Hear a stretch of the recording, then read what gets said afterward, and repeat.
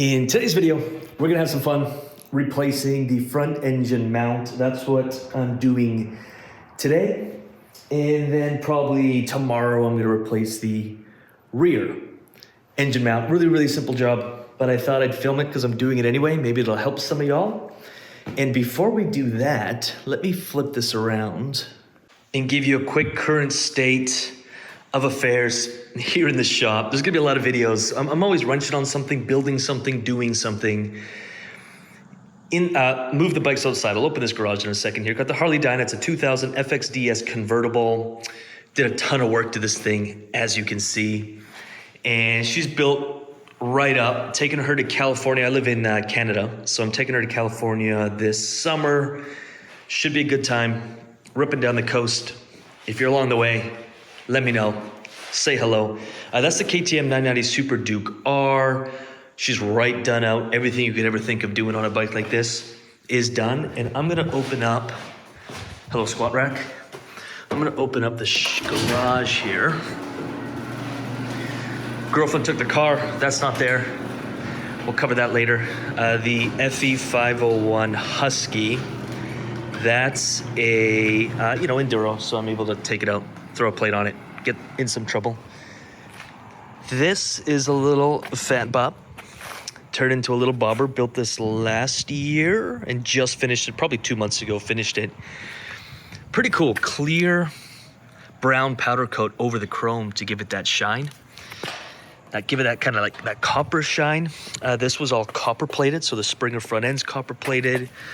The wheels, the spoked wheels, they're all copper plated. The one thing that didn't work out is the exhaust. It's copper plated and it looks maybe good on camera, but if you zoom in, she's doing a bunch of funky stuff. So I'm probably I might chrome it and powder coat it over. I don't know. I don't know what temperature the shields get to. I gotta look into that.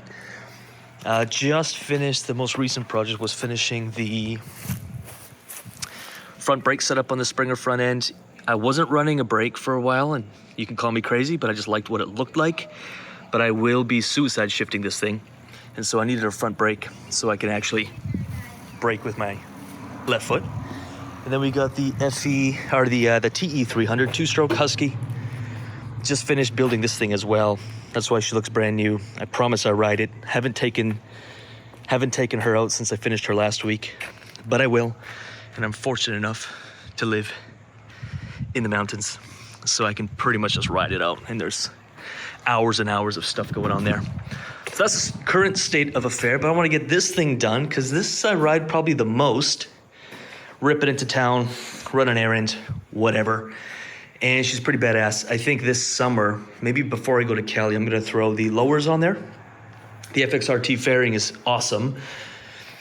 I've got the Clockworks windshield with a bit of a lip. I think this was like the medium one. I didn't really like the tall one. Plus, I had to get, the tolerance, or the not much of a gap there. Every little detail, I'm a sucker for detail. Every little bolt, gold. What else have I done to this thing? Yeah, the gold accents on the engine. Rebuilt this thing about a year ago. It's just an 88 twin cam stock with a mild cam. That's it. These engines are bulletproof. And I got enough power to wheelie this thing and spin the tire whenever I want. I will be doing Legend suspension or maybe Olin suspension on the rear. What else? Two Brothers exhaust.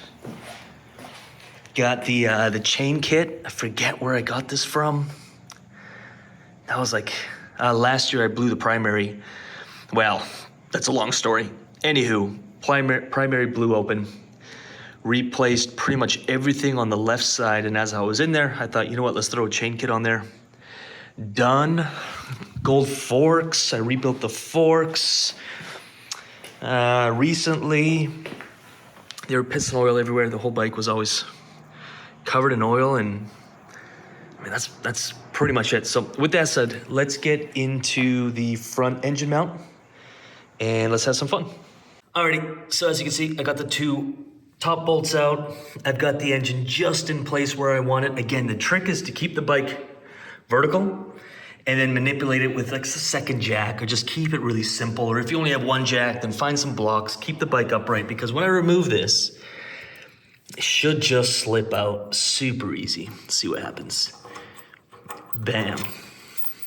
Just like that. Slips right out, not a big deal. And the new one will slip right back in. I'm not gonna move anything, that's the trick. I'll slip the new one in. I'm gonna clean it up first, slip the new one in, tighten the bolts, and the job is done. What, a 10-minute job if you do it right. So, pretty simple. Let me clean this up and we'll throw the new one in. Alrighty, got her all cleaned up. Maybe I'm a weirdo, but I love cleaning up spots that probably haven't been touched in a year. The reason I had so much oil on it was because when I replaced the forks, before I replaced it, the forks were leaking and they were dripping all over down here, and then the wind would kind of splash the whole front of the bike. So that's all cleaned up, and in theory, this should slip right in. Holes match up, everything matches up. I'll throw the bolts in and we'll be done. Alrighty, got the two bolts semi-tight, almost tight. I'm going to drop the engine. There it is, perfect. Tighten up these two bottom bolts. I don't remember the torque specs. I gotta get the torque specs. I'm gonna torque them. I'll look up the torque specs and I'll let you know what they are. And then we'll be done. And that's that. Again, pretty easy job. This thing was starting to get there. I torqued them to 40 foot-pounds. Some people are gonna hate that. The manual recommended a little bit less, but when I looked at the actual setup, it's sleeved in there, so it doesn't really matter. So I'm going off the torque of the bolts, and 40 foot-pounds is plenty. So torqued both the top and the bottom to 40. You know, if you want to follow the manual, which I believe I had two different ones. One said 32 and one said 42. I don't really care. I think she's fine. That's that. I'm gonna fire this thing up and see how she runs.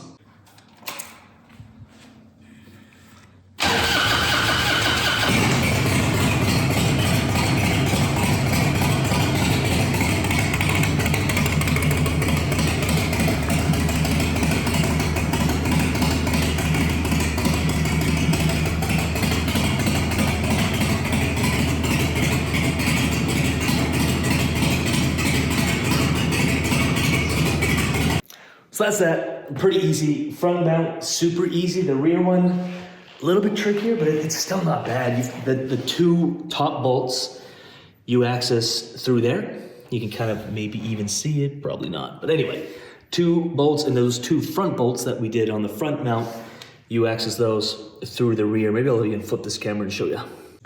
There we go, you can see those two top bolts right there. Pretty easy peasy. And on the rear, see if I can get a shot. There are the two back bolts. Look, they've never been done. Can't wait to clean that up. And I'll shoot another video on that. So that's that. Hope that's helpful. Like this video, subscribe to this channel. We've got a lot of different things we're gonna be doing on this channel. I love bikes, I love cars, I love planes. Working on the pilot license. We'll be getting into planes, cars, probably not trains, but planes and bikes. So do stick around. We're always building something. I'm always doing something. And I do it just as a hobby. So nothing to sell, nothing to do except have some fun. So subscribe to the channel, like this video. And with that said, I'll see you on the next video with the rear mount. Peace.